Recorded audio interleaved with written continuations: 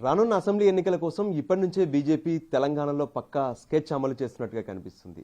ఎందుకంటే ఇప్పుడు తాజాగా గెలిచినటువంటి 2 ఎమ్మెల్సీ స్థానాల గెలుపు విషయంలో పెద్ద ఎత్తున ప్రచారం చేస్తుంది. మరోపక్క ఏ విధంగానైతే రాష్ట్రంలో ఉన్నటువంటి అన్ని అంశాలపైన కూడా పెద్ద ఎత్తున ఆందోళన చేస్తూ ఒకవైపు ప్రజలను ఆకర్షించే ప్రయత్నం చేస్తున్నారు. ఇంతకీ ఈ తెలంగాణలో 2 ఎమ్మెల్సీలు గెలిచిన తర్వాత బీజేపీ ప్రణాళిక ఎలా ఉండబోతుందో తెలుసుకునే ప్రయత్నం చేద్దాం. మనతో మాట్లాడేందుకు జాతీయ నాయకులు డాక్టర్ లక్ష్మణ్ ఉన్నారు. లక్ష్మణ్ గారు, ముందుగా మీకు కంగ్రాచులేషన్స్. 2 ఎమ్మెల్సీలు గెలిచిన తర్వాత ఏమనిపిస్తుంది?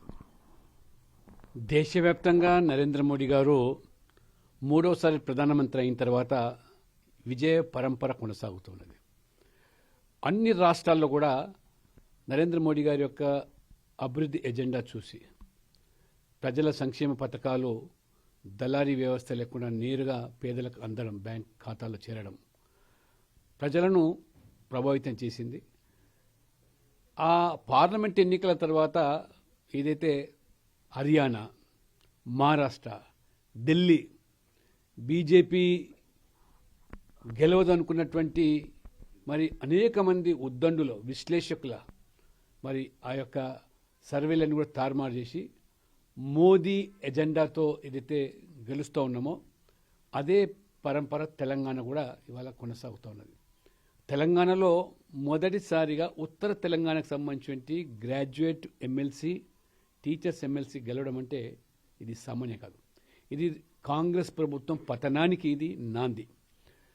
ఒకవైపు నరేంద్ర మోడీ యొక్క అభివృద్ధి పనులు ముఖ్యంగా అన్ని వర్గాలను, రైతులను, మహిళలను, యువత, మధ్యతరగతి, పేద వర్గాలకు వారు ఏదైతే ఇవాళ పథకాలు ప్రవేశపెడుతున్నారో కాంగ్రెస్ మాదిగా ఉచితాలని చెప్పి భ్రమింపజేసి మోసం చేసేదానికి కాకుండా ఆర్థికంగా శక్తివంతం చేయడానికి తీసుకున్న పథకాలను ప్రజలు ప్రభావితం.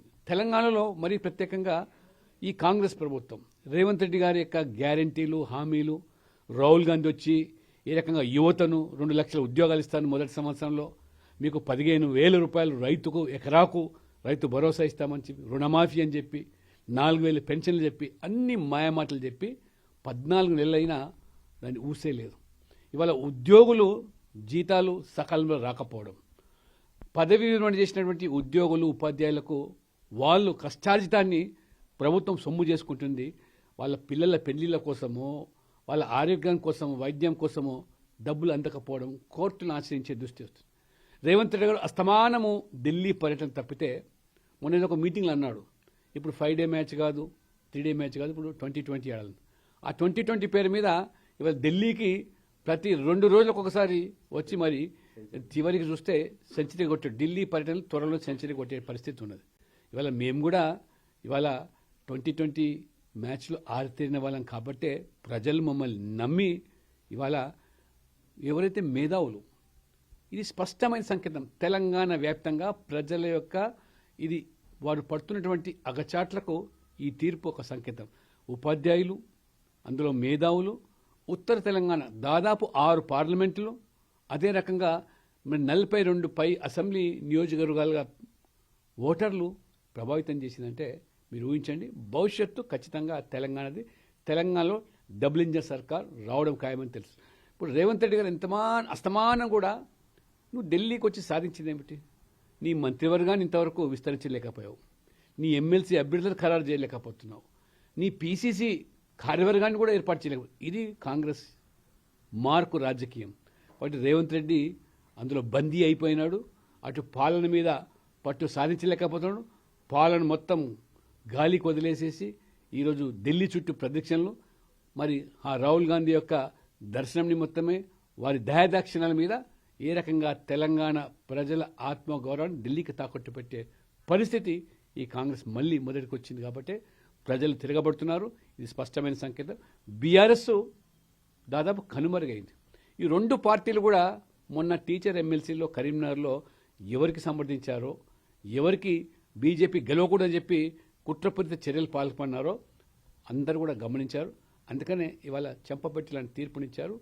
కాబట్టి ఇవాళ ఒక ప్రత్యామ్నాయమైన రాజకీయ శక్తిగా ఇవాళ బీజేపీ తెలంగాణలో ఎదిగింది. భవిష్యత్తు మరి తిరుగులేని శక్తిగా బీజేపీ మారబోతుంది. అంటే సార్, 2 ఎమ్మెల్సీలు గెలిచినంత మాత్రాన రాష్ట్రంలో రాజకీయ పరిస్థితులు అన్నీ కూడా బీజేపీకి అనుకూలంగా ఉన్నాయని ఎట్లా అనుకుంటారు? నేను చెప్పాను కదా ఇంతకుముందు, తెలంగాణ మాత్రమే కాదు, దేశం మొత్తం మీద కూడా ఎక్కడ ఎన్నిక జరిగినా బీజేపీ విజయ పరంపర కొనసాగుతుంది. మోదీ మార్కు విజయం. ఢిల్లీ, మహారాష్ట్ర, హర్యానా, ఈ రకంగా ఇవాళ మీరు గెలిచిన సీట్ ఎవరిది అనుకుంటున్నాం? Sitting MLC కాంగ్రెస్ది. 14 నెలల్లోనే మీ పనితీరు ఏదో తేలిపోతుంది. కాబట్టి సమీప భవిష్యత్తులో జరిగే స్థానిక సంస్థల ఎన్నికలు, గ్రేటర్ హైదరాబాద్ కానివ్వండి, స్థానిక సంస్థల ఎన్నికలు ఖచ్చితంగా బీజేపీ మేము పట్టు సాధిస్తాం. దీన్ని లక్ష్యంగా చేసుకొని మేము సంస్థాగతంగా కూడా ఏదైతే ఇప్పుడు నిర్మాణం చేసుకుంటున్నామో పోలింగ్ బూత్, మండలాలు, జిల్లాలు, ఇవన్నీ కూడా తెలంగాణలో బీజేపీ ప్రభుత్వం తెలంగాణ ప్రజల ఆకాంక్షలకు అనుగుణంగా ప్రభుత్వం ఏర్పాటు దిశలోనే మేము మా కార్యాచరణ ప్రణాళిక రూపొందించి నరేంద్ర మోడీ గారికి ఒక కానుకగా ప్రభుత్వం ఈ డబుల్ ఇంజన్ సర్కార్కు దోహదపడే విధంగా తెలంగాణ రాష్ట్ర శాఖ నరేంద్ర మోడీకి కానుకగా ఇవ్వడానికి మేము సజ్జిద్ధం అవుతున్నాం. అంటే సార్, ఏదైతే రాష్ట్రంలో అధికారంలోకి రావడానికి ఎటువంటి కార్యాచరణను సిద్ధం చేస్తుంది రాష్ట్ర పార్టీ, దాంతోపాటు కేంద్ర పార్టీ కూడా ఎప్పటికప్పుడు రాష్ట్రంలోని పరిస్థితులను అంచనాలు వేయడమే కాకుండా సమీక్షిస్తుందని తెలుస్తుంది.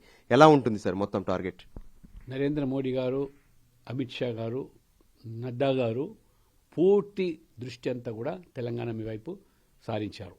ఎందుకంటే దక్షిణాదిలో కర్ణాటక, తెలంగాణలో అధికారమే లక్ష్యంగా పావులు కదుపుతా ఉన్నారు.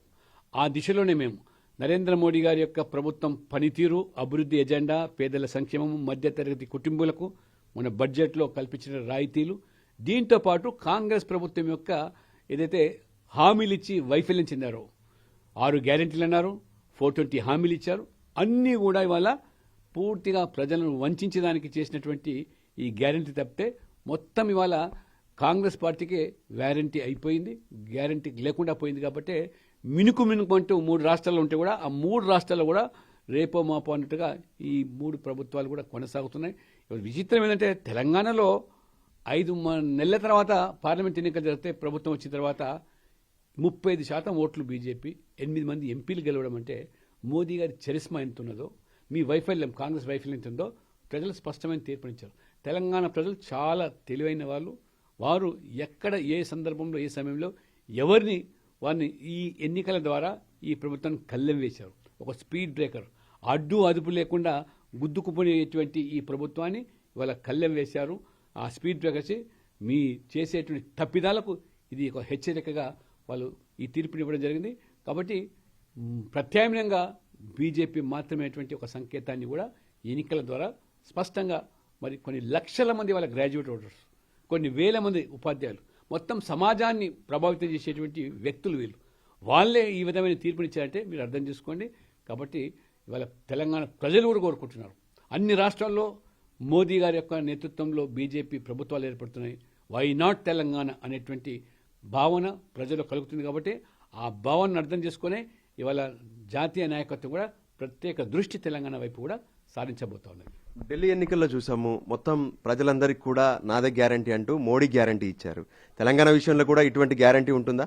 ఖచ్చితంగా మోదీ గారు చెప్పింది చేస్తారనేటువంటి ప్రబలమైన విశ్వాసం ప్రజలు ఉంది. చెప్పింది మాత్రం చేయగలుగుతాడు, చేయగలిగింది మాత్రం చెప్తాడు. కాంగ్రెస్ మాత్రం బూటక హామీలు, ఫేక్ ప్రచారాలు, ఆ రకంగా మరి కులం పేరు మీద, మతం పేరు మీద, ప్రాంతం పేరు మీద, భాష పేరు మీద ఈ విడదీసే రాజకీయాలు, ఈ విభజన రాజకీయాలకు చెల్లు చీటు అని చెప్పి దేశవ్యాప్తంగా కూడా ప్రజలు స్పష్టంగా తీర్పు.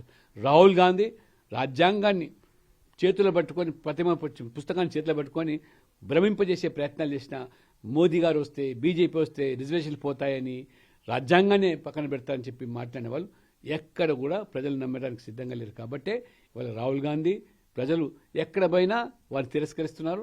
తెలంగాణ కూడా ఇవాళ ముఖం చాటేస్తూ ఉన్నారు. 2 లక్షల ఉద్యోగాలు నిరుద్యోగులకు ఇస్తా అని చెప్పారు సంవత్సరంలో. ఇవాళ 14-15 నెలలు అయిపోయింది. నిరుద్యోగ భృతి లేదు, ఉద్యోగాలు లేవు, ఉపాధి లేవు, అల్లాడిపోతారు. లక్షల కోట్ల రూపాయల అప్పులు గత ప్రభుత్వం చేస్తే మీరు ఈ సంవత్సర కాలంలో కూడా 1,00,000 కోట్ల అప్పు చేసి ప్రభుత్వ భూములన్నీ కూడా అమ్మకాలకు పెట్టి, అంటే భావితరాల భవిష్యత్తును మీరు తాకట్టు పెట్టే అధికారం ఎవరిచ్చారని చెప్పి కూడా ఇవాళ ప్రజలు ప్రశ్నిస్తున్నారు. కాబట్టి ప్రశ్నించే గొంతుకలుగా ఇవాళ బీజేపీకి వారు అవకాశం ఇస్తా ఉన్నారు. కానీ కేంద్రంలో ఉన్నటువంటి కిషన్ రెడ్డి కావచ్చు, ఆ తర్వాత మీరు కావచ్చు, బండి సంజయ్ కావచ్చు, వీళ్ళే తెలంగాణ రాష్ట్ర అభివృద్ధిని అడ్డుకుంటున్నారంటూ స్వయంగా ముఖ్యమంత్రి మీపై విమర్శలు చేస్తారు. ఆర్డర్ లేక మధ్యలో అన్నట్టు రేవంత్ రెడ్డి గారు ఇవాళ నేను ఛాలెంజ్ చేస్తా ఉన్నాను, చర్చకు రమ్మని నేను డిమాండ్ చేస్తా ఉన్నాను. 10 సంవత్సరాలు యూపీఏ ప్రభుత్వంలో మీరు బీఆర్ఎస్ అంటకాగి ప్రభుత్వాలు రాష్ట్రంలో కేంద్రంలో ఏర్పరిచి మీరు ఎన్ని నిధులు ఇచ్చారు తెలంగాణకు, ఎన్ని ప్రాజెక్టులు ఇచ్చారు? మేము సిద్ధంగా ఉన్నాం. ఇవాళ తెలంగాణలో మోదీ ప్రభుత్వం వచ్చిన తర్వాత మేము అధికారులు ఇక్కడ లేకపోయినా కానీ 10 లక్షల కోట్ల రూపాయల నిధులే కాకుండా రైల్వేలు కానీ కొత్తగా ఇవాళ మీరు చూస్తున్నాం ఎయిర్పోర్ట్ వరంగల్లో ఇవాళ మీ తరంలో కాలేదు, ఇవాళ మేము తీసుకొస్తా ఉన్నాం, మేము ఇస్తా ఉన్నామంటే ఈ రకంగా ఎయిమ్స్ కానీ రామగుండం ఎరువుల కర్మాగారం కానీ ఈ రకంగా లెక్క పెట్టుకుంటూ పోతే మేము చర్చకు సిద్ధంగా ఉన్నాం. దేనికైనా అసెంబ్లీ అయినా సిద్ధం, పార్లమెంట్లో అయినా సిద్ధం. 10 సంవత్సరాల్లో మోదీ గారు తెలంగాణ ప్రజల ప్రయోజనాల కోసం ఏ రకంగా వారు పనిచేస్తున్నారో దీనికి చర్చకు మేము సిద్ధం. అరే ఇందిరాగాంధీ ప్రాతినిధ్యం వహించినటువంటి మెదక్ జిల్లాలో మెదక్కు ఒక రైల్వే స్టేషన్ ఇవ్వలేని దుస్థితి మీద అయితే మోదీ గారు వచ్చిన తర్వాతనే ప్రధానమంత్రిగా హోదాలో ఉన్నటువంటి ఇందిరాగాంధీ ఇవ్వలేనటువంటి మెదక్ జిల్లాకు ఒక రైల్వే స్టేషన్ ఇచ్చాం, సిద్దిపేటకు రైల్వే స్టేషన్ ఇచ్చాం, కొమరవెల్లికి రైల్వే స్టేషన్ ఇచ్చింది మోదీ గారు. మేము ఇక్కడ అధికారం లేము, అయినా తెలంగాణ ప్రజల యొక్క మరి ప్రయోజనాల కోసం తెలంగాణ ప్రజల ఆకాంక్షలు నెరవేర్చడానికే మోదీ గారు కట్టుబడి ఉన్నారు. అంటే కేంద్రం ఇస్తున్నటువంటి ఈ లబ్ధిని మొత్తం కూడా ప్రజల్లోకి తీసుకెళ్లేందుకు ఎటువంటి కార్యాచరణను రూపొందిస్తుంది బీజేపీ? మా సంస్థాగత ప్రక్రియ ఈ మార్చ్తో పూర్తయిన తర్వాత కొత్త అధ్యక్షుడు రావడం ఖాయం. ఈ పోలింగ్ బూత్లు మండల అధ్యక్షులు, జిల్లా అధ్యక్షులు, రాష్ట్ర కమిటీ సమాయత్తం చేసి మోదీ గారి యొక్క అభివృద్ధి ఎజెండా తెలంగాణలో మోదీ గారి పథకాలను పల్లె పల్లెకు ఇంటింటికి తీసుకెళ్లి ఈ కాంగ్రెస్ ప్రభుత్వం రేవంత్ రెడ్డి గారి వైఫల్యాలను కూడా ఎండగడుతూ పెద్ద ఎత్తున ఒక కార్యాచరణ రోడ్ మ్యాప్ తయారు చేసి ప్రతి గ్రామానికి, ప్రతి పల్లెకు, ప్రతి ఇంటికి వెళ్ళి ప్రజలకు వివరిస్తాం. ఆ రకంగా మా పట్ల ఉన్న నమ్మకానికి అనుగుణంగానే ప్రజలకి మేము వెళ్ళే కార్యక్రమానికి ముందు తీసుకుపోతాం. రైట్, స్పష్టంగా చెప్తున్నారు జాతీయ నేత లక్ష్మణ్. డబుల్ ఎమ్మెల్సీ గెలిచాము, ఖచ్చితంగా తెలంగాణలో డబుల్ ఇంజన్ సర్కార్ కూడా తీసుకొచ్చి ప్రధానమంత్రి మోడీకి బహుమతి ఇస్తామని ఆయన స్పష్టంగా చెప్తున్నారు. మొత్తానికి రాష్ట్ర నాయకత్వం, కేంద్ర నాయకత్వం కలిసికట్టుగా తెలంగాణ పైన ఫోకస్ పెట్టిందనే విషయాన్ని లక్ష్మణ్ స్పష్టం చేస్తున్నారు. కెమెరా పర్సన్ సంజీవ్తో కలిసి రాజు, ఎన్టీవీ.